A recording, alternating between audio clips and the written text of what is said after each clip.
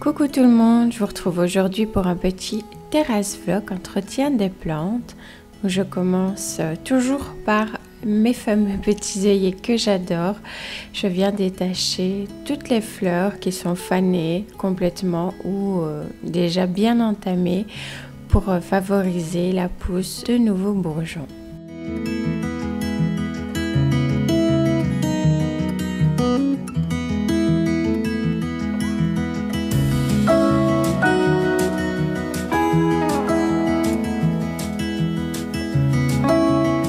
Ensuite, un petit coup d'arrosage.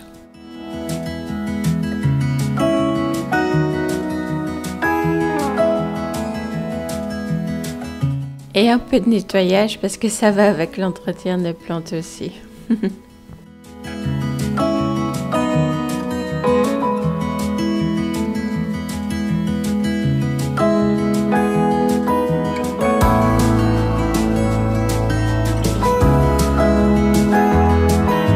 Ici, je viens retirer d'abord toutes les plantes qui sont sur le meuble pour pouvoir le nettoyer parce qu'on a pas mal de retombées de l'ancienne peinture encore qui avait volé un petit peu partout. Donc ça se salit assez vite, surtout avec le mauvais temps et le vent qu'on a eu ces derniers temps. Ensuite, je vais prendre le temps de nettoyer chacune des plantes. Donc, je vais simplement venir retirer toutes les feuilles mortes, les feuilles jaunies, séchées et également les petites hampes florales lorsqu'il y en a où il n'y a plus de fleurs dessus.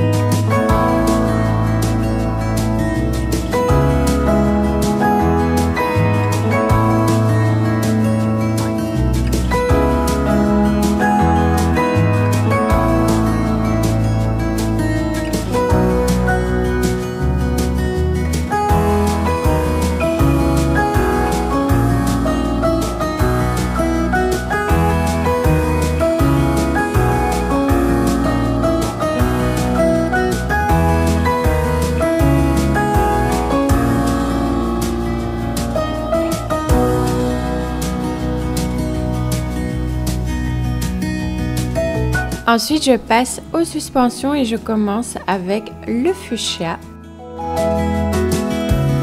Je fais pareil, je retire tout ce qui doit être retiré. Il y avait quand même pas mal, mais je suis contente puisqu'il me prépare, là, comme vous voyez, une très belle floraison parce qu'il n'avait vraiment plus rien du tout.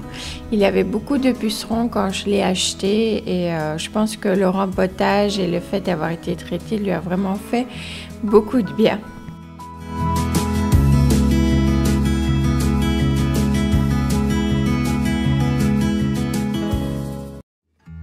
Ici pour l'arrosage, je vais utiliser un petit bac que je vais arroser un petit peu par le haut mais également par le bas. Donc rajouter de l'eau dans le bac pour que la plante puisse boire à son aise. Donc je mets le fuchsia et je mettrai par la suite la seconde plante. Donc c'est le bégonia qui est également dans une suspension et qui est lui aussi dans un état assez pitoyable, je l'avoue. Le pauvre, il était grand temps là que je m'en occupe.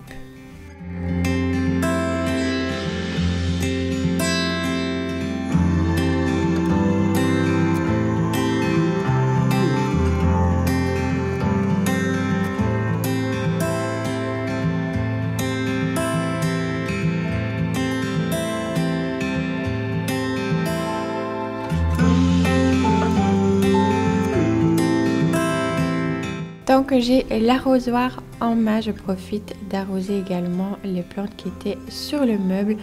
Pour ici, la patience Nouvelle-Guinée, je verse également dans sa soucoupe puisque c'est une plante qui boit plutôt pas mal. Et pour les autres, je fais un petit arrosage léger parce qu'elles ont déjà eu un petit coup d'arrosage 2 ou 3 jours auparavant.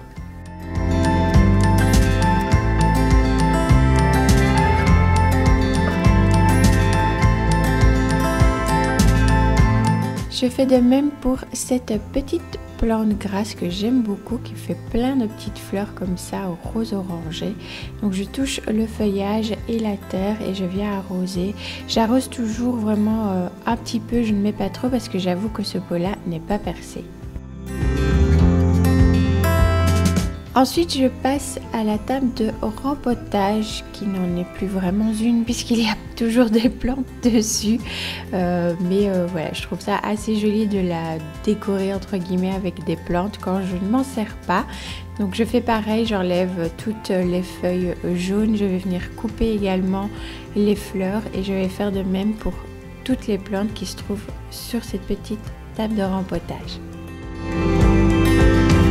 Comme vous le voyez, un nettoyage s'imposait, donc je viens, je mets les petites crasses à terre parce que vous verrez que plus tard, je brosse également la terrasse et je viens nettoyer du coup la table.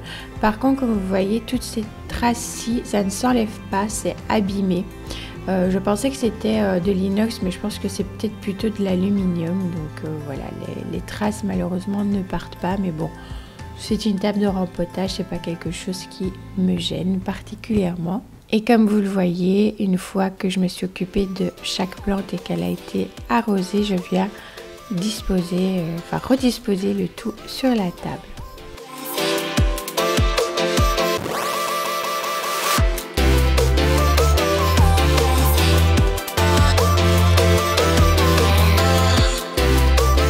On passe aux petites plantes qui se trouvent par terre. L'oxalis pourpre, elle, n'a pas eu besoin d'un gros nettoyage. Par contre, les pélargoniums ici, oui. Donc je m'y suis attelée également.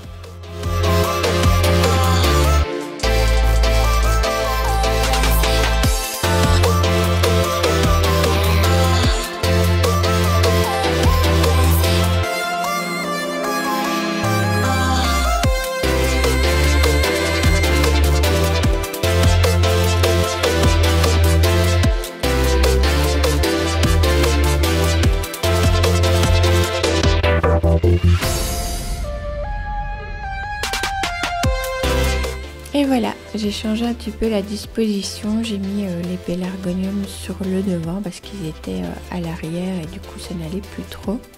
Ensuite, je m'attaque à l'autre côté avec le citronnier qui perd pas mal de feuilles. Bon, c'est des anciennes, mais bon, si vous avez des petits conseils, n'hésitez surtout pas. Et je viens aussi tailler un petit peu.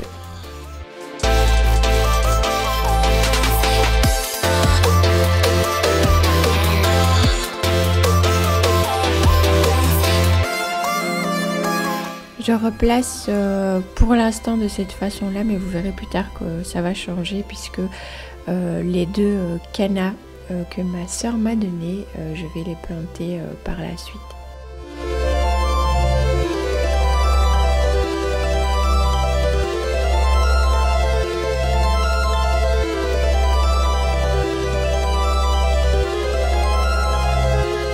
Ensuite, je me suis occupée des deux petites jardinières ici, de nigelle et de persil. Et on a taillé le second au rosier. Il reste, comme vous le voyez, encore quelques roses. Mais c'était la fin de sa floraison. Donc on a coupé tout ce qu'il y avait à couper. Et il refleurira normalement, si tout se passe bien, un peu plus tard. On a également nettoyé son pied et je me suis dit pourquoi pas planter justement les cannas ici. On pourra voir les fleurs comme ça directement de la terrasse. Donc voilà ce que ça donne une fois nettoyé. C'est déjà bien plus joli. Les œillets ont déjà plein d'autres boutons floraux. Donc je suis trop contente, c'est ce que j'aime beaucoup avec les œillets, c'est que ça fleurit assez longtemps et c'est vraiment très beau. Pour la suspension ici, j'ai changé, je n'ai pas remis le bégonia mais plutôt les pensées puisqu'elles ont tendance à retomber. Et du coup sur le meuble on les voyait pas bien, tandis que là, même quand je suis dans la cuisine, je peux admirer leurs petites fleurs. J'ai donc décidé de mettre le petit bégonia ici. Et le fuchsia, pareil, qui commence à ouvrir ses fleurs. Donc j'ai vraiment hâte qu'elles s'ouvrent toutes parce que j'aime vraiment beaucoup. Et ce petit coin-ci, tout propre et rangé avec Lola qui surveille.